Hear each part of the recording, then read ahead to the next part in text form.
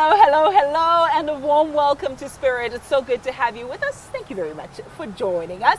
Now, I'm one of those people who believe that the airwaves should be used for the glory of God, the advancement of His kingdom, and of course, the edification of His body. And one such person who's been doing that successfully for years is Thokozani Journey. I mean, I feel like I should call you the godfather of Christian television. Thank you so much for coming through. Thank you for having me. Thank you for having me. My I'm very goodness. excited. Yeah. Where do we begin this journey? Because you were once in front of the camera, I was, you were yes. behind the scenes, you're now owning, production companies, etc. Yeah. Tell me a little bit about the very, very beginning. Was it always going to be media, television for you? Well, yeah, it was always going to be television. Before I even knew how to write, as soon as I could speak, I started creating stories. I would use my dad's dictaphone to record different voices and create some kind of a story. Goodness. Like, because I would hear it on the radio, and we would huddle around the radio because there was no TV at the time. Because I'm that old. Before you could get television, we only got TV at my house. I'm hearing even the ducks are testifying. Yes, yes, definitely. Yeah, it's true. My goodness. We got a TV at home in 1981. Yeah. I was around before that. So we only had radio. So you're much older than you look. I'm much older. Okay, that's a story for another day. Yes. Okay. So I could hear, and I was already 5. Yeah. So I wanted to recreate those stories, so I created my own. Wow. And I kept on doing that until I could write.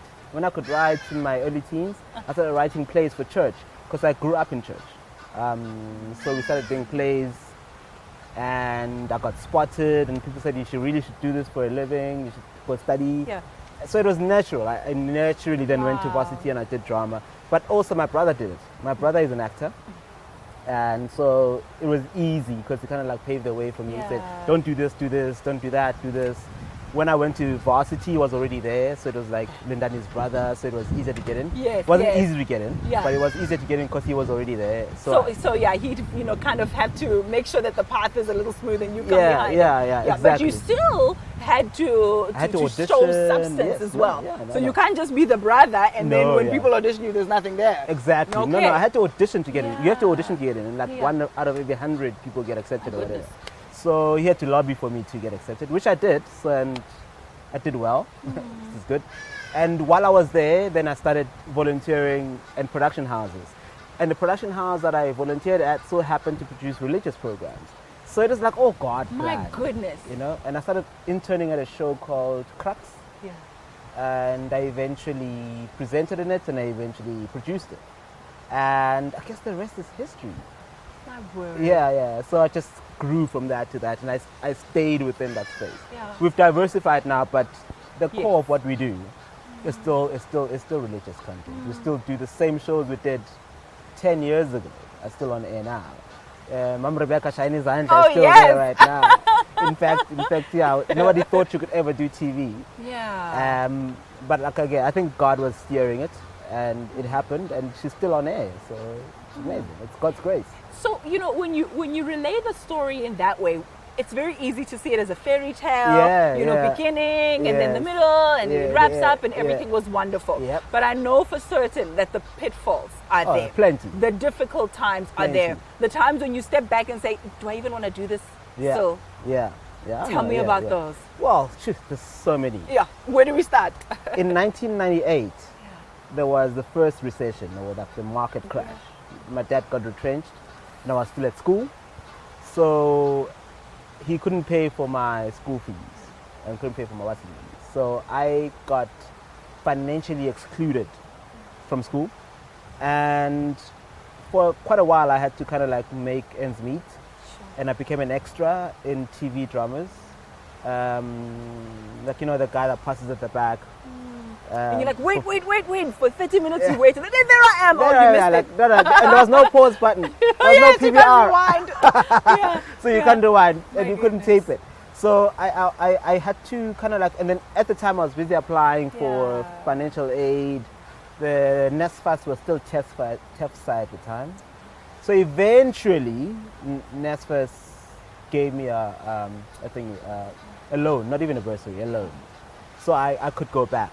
And I went back and I carried on with my studies, and thank God I caught up. Because what I did is, even when I was out, I kept on keeping up with the other guys that were in there. So trying to learn from the outside. But what that helped with was that I learned the real business of television making by being an extra. And I could hear what the director does. So I could almost see how they were doing it. And by the time I went back to varsity, I realized, okay, so this is what's practical, this is what's not practical. Theory, yeah, this is the theory. So I focused on what was practical, and I realized that I need to keep doing it. And that's when I started volunteering to work at production houses, you know, being a cable basher, bringing water when it runs out.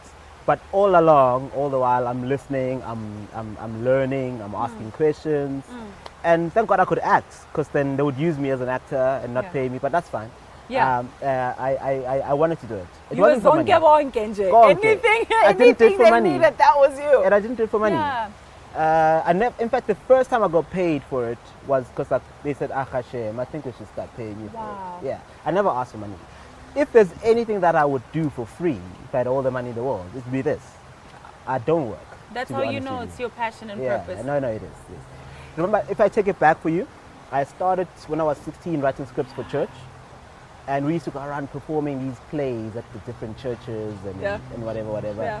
We'd have to raise funds, we'd have to malakera, you keep it for a whole week, you don't eat at school because you need 15 rand for transport to go perform your play.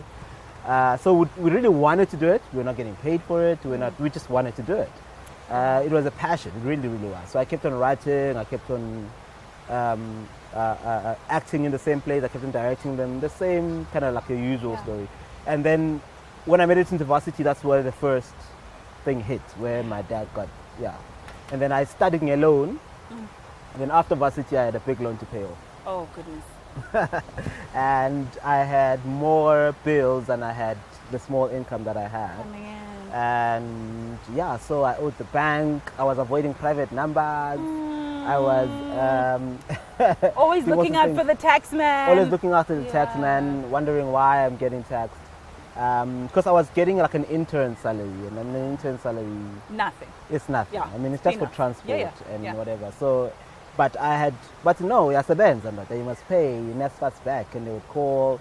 They sent a huge guy, I remember, to the office once to come and make me sign acknowledgement of debt issues. They listed me, so I was blacklisted. I couldn't buy anything. And so, but eventually, kancane, by God's grace, you move from 1,500 to 2,000 a month after a year, and like that. Until I became a trainee producer for Cracks, and I think that's when it really started happening for me. I managed to then get to know how things work, and it taught me how to start my own thing. And in at the end of 2001, I took a leap of faith, and I wrote a resignation letter where I worked, and I said I'm going to go out on my own. And in 2002, January, I went out on my own, and I went to hustle. I look picture. Wow. Oh, Lord. If you think auditions are bad, try pitching. Is worse. Yeah. Because you believe, you see the vision, you know what you want, you know it will be great. Yeah. You must now convince everybody else who's looking at you like this. Yeah, exactly. Yeah. Looking very bored because you had the 15th guy that day, and they know who they want to give it to. But I think they got impressed because even though I didn't get the gig, I got an offer to go and almost work with somebody who did get the gig and shadow them. Yeah. So I shadowed them for a good year, and in that year what I did was I started relationships with those people, because now I'm the one who speaks to the commissioning editor, I'm the one who has the viewing with the commissioning editor, and now they can say, okay, so this guy knows what he's talking about. So when I pitch next year, I'm pitching to a bunch of guys I know now, not a bunch of guys that I don't know. Yeah. So it became easier, and then they gave me like a really small project called CCM1, which cost me more than it.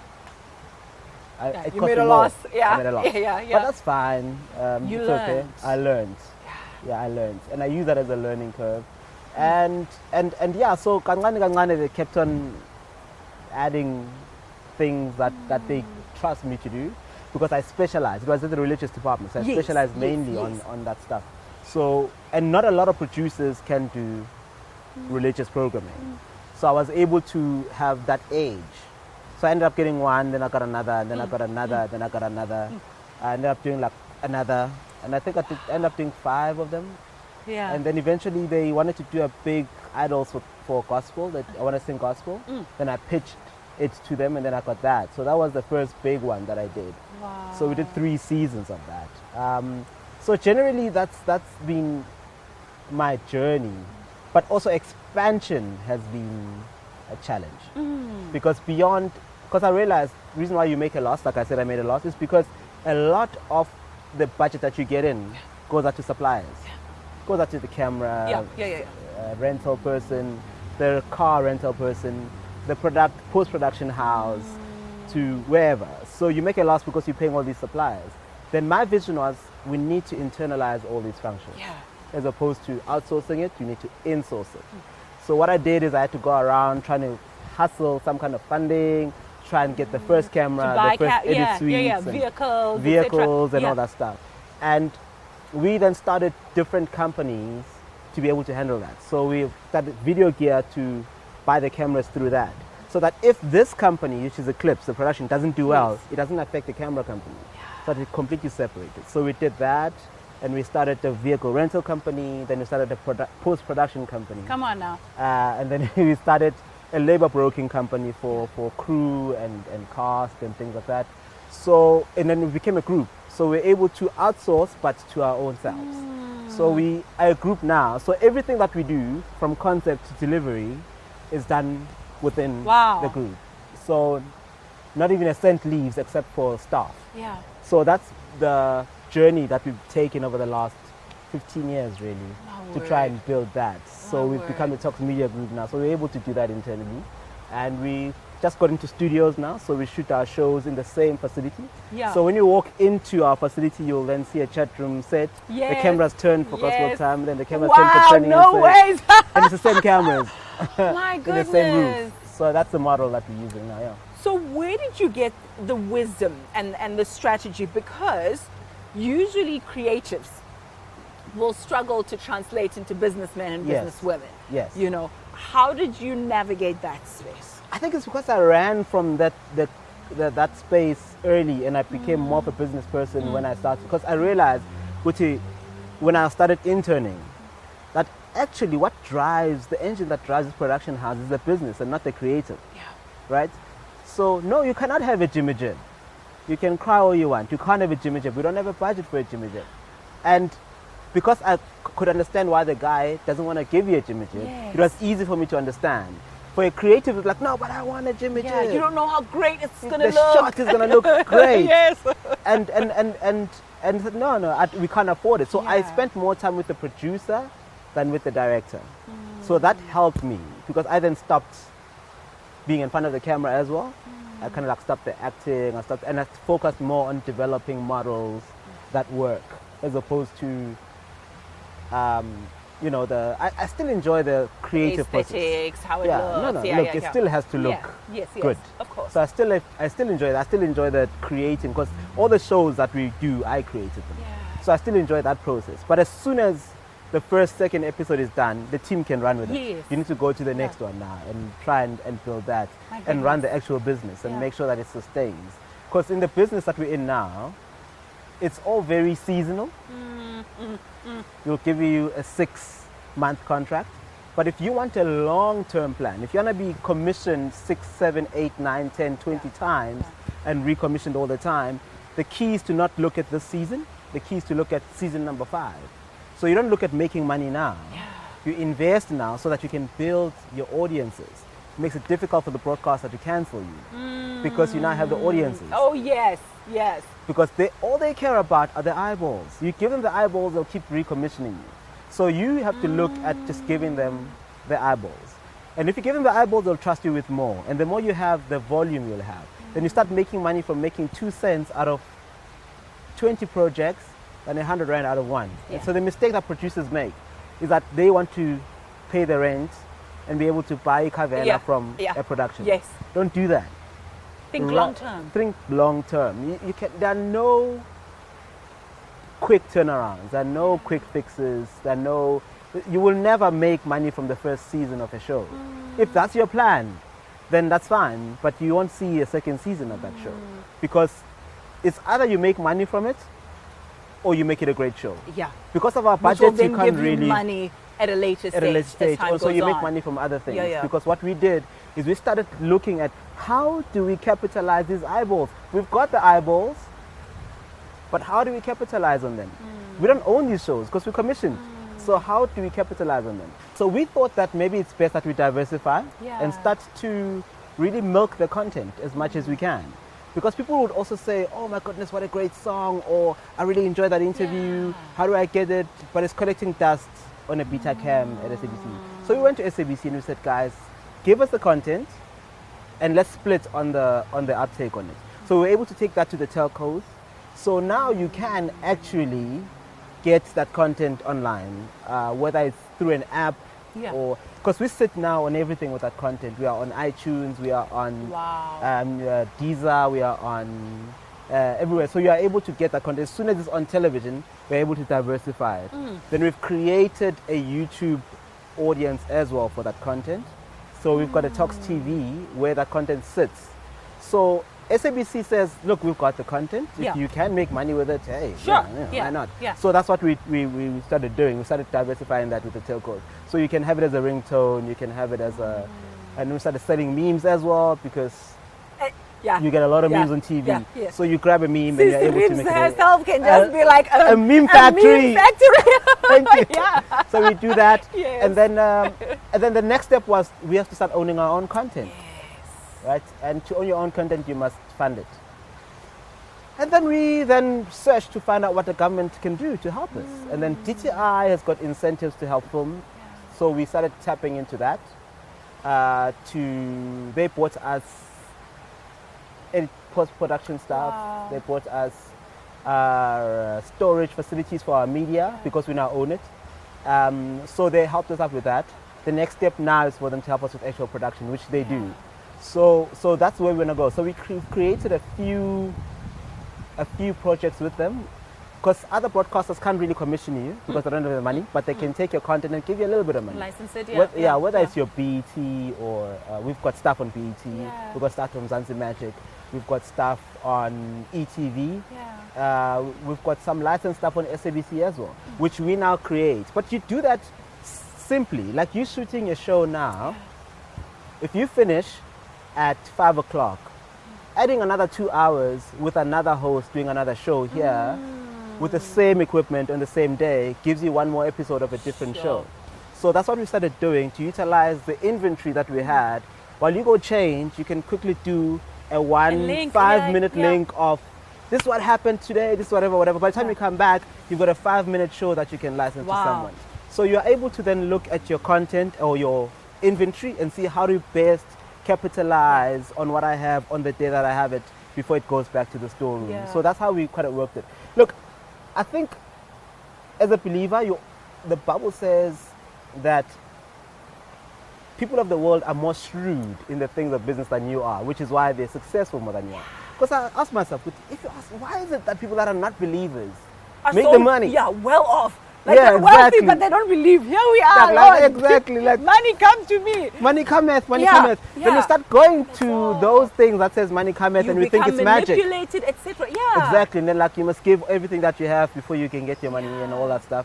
But the truth of the matter is, if you apply principles, whether you're a believer or not, you will succeed. And what I've noticed as well is that the people that are not believers, they're applying the principles. They're doing what you're supposed to be doing to make sure that they get what they're supposed to be getting. But they don't believe in their spirit. But if you apply the principles, faith is faith, even if it's not faith in Jesus.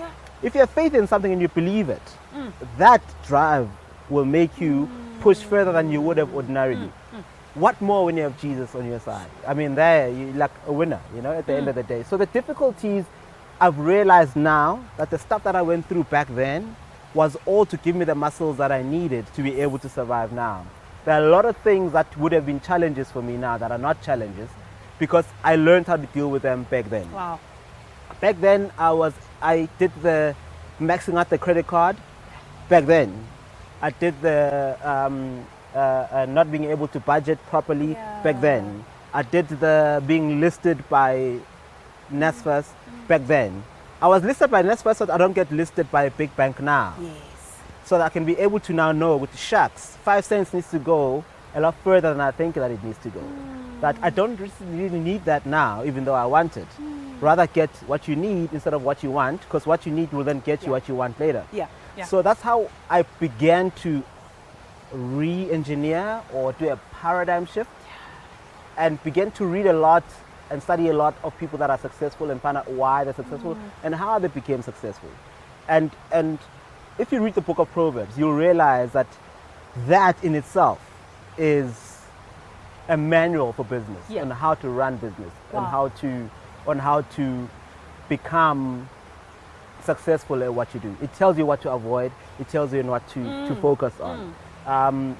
It tells you on largely on how your integrity is directly proportional to your success. Come on. You can either get it now, and it's going to leave again now, or you can work so that you can get it later, but then it's going to stay. Because what I've noticed is easy come, easy go, right? To this day, I can thankfully say, God, I haven't had to bribe anyone for anything. I haven't had to pay a brand envelope to anyone for anything. Rather go the long route. And I've lost a lot of opportunities because of that. Because a phone call will come that says, look, there's only one signature remaining. All you have to do is let's do something. Let's do the thing. Let's make the pots. Yes. And then it's on. Right? And then you say, no, you know what? No, like, I'm good. Goodness, right? Yeah. And then you avoid being in the paper 5 months later because the thing is now blown out of proportion. Somebody's getting arrested. And you're like, I was in that meeting and I walked away. My goodness. Because at the end of the day, your faith determines your actions. And I'll tell you why. You know, faith comes by hearing, right? And hearing by the word of God. So if you study the word of God, it goes into the mind, right? And once it's in your mind, then it becomes a reality. And then it descends into your heart. And the Bible says from the abundance of the heart, the mouth speaks. Yes. And that's what faith is. It's what you confess, it's what you speak. And if you speak word, if you confess word, then words become things. Come on. They actualize. So what I learned from anything was that I need to apply everything on faith. Yeah. Don't take no from a man.